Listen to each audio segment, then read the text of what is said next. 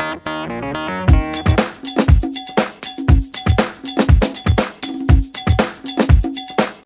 guys, this is Sarah with Future Dreams to Reality, and today I just have a quick little recipe for you guys. This is how I make my apple jelly. I gave some to Danny and Wanda over at Deep South Homestead, and they absolutely loved it, so I just want to go ahead and show how I make it. First of all, I have 2 cups of sugar in this bowl right here.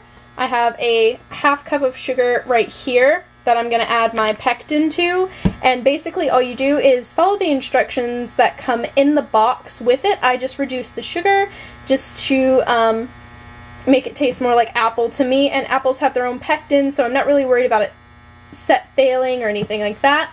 And of course you're going to need your apple juice to make the jelly. This is 6 cups. I have it in a half-gallon mason jar, and let's go ahead and get started.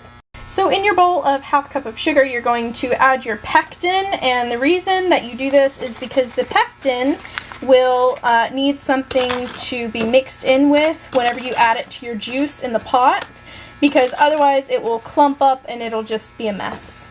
So if you want to know how to actually make this apple juice that we have here that I'm going to use for this recipe, all we did was take some scrap pieces from apples. I have a video on it if you want to check that out. I'll link it in the description below, just so that I don't have to explain it here. Okay, so what you're going to do is you're going to add your apple juice to your pot. This is the 6 cups from before. Alright, so now you're just going to add your sugar and pectin mixture while you stir it with a spoon or a whisk. A whisk is just easier in my opinion.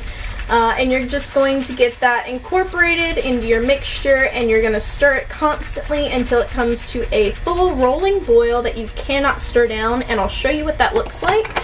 But while you're doing this, go ahead and get your jars sterilized and some hot water in your canner.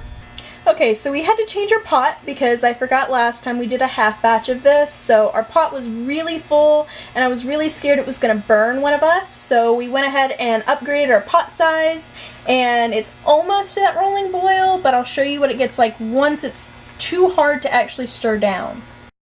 Alright, so we are at the point where it is boiling too hard to stir down, so we're going to let this go for an entire minute, 60 seconds. I have a timer set up here. Now, if you want to reduce the foaming on top of your jelly, you can add a little bit of butter to it. I choose not to, just because I just don't like it. So honestly, our foam isn't that bad because this isn't store-bought juice, it's all organic, it's what we've done ourselves, so we don't really have an issue with foam. Alright, our minute is up, so we are going to add our sugar and stir it as it goes in so that there are no big clumps or anything. And we're going to stir this until it comes to another rolling boil. Alright, so we are almost to the point of another rolling boil, so what we're going to do is, as soon as it gets to the point where it cannot be stirred down, like right now, if you can actually see it in there, we're going to go ahead and start our second 1-minute timer. And we're going to wait till that gets to 0, and then we're going to take it off of the heat. We're going to do a test to see if it gels, and then we're going to ladle it into our jars. This reason right here is why we change pots, because it will fizz up, it'll foam up, but that foam also goes away once it's taken off of the heat and it's no longer boiling. Alright, our minute is up, so we are going to take this off of the heat and put it towards our jars just to make it easier to work with. Alright, we have it in our test to see if it gels on top of this little ice cube. And that looks perfect. So we're going to start ladling this into our jars. So as you can see, we have barely any foam. Actually, I don't even see any. So all we're going to do is take our hot jelly and ladle it into our jars. We have this little funnel thing. It came with like a canning kit, something like that. It's a wide mouth funnel. Wide mouth funnel. And all we're going to do is ladle it until we have about a 1-inch head space, and almost there. There we go. And we're going to do the rest of our jars and come back with the rim. That and rim lids. is where the 1 inch is usually.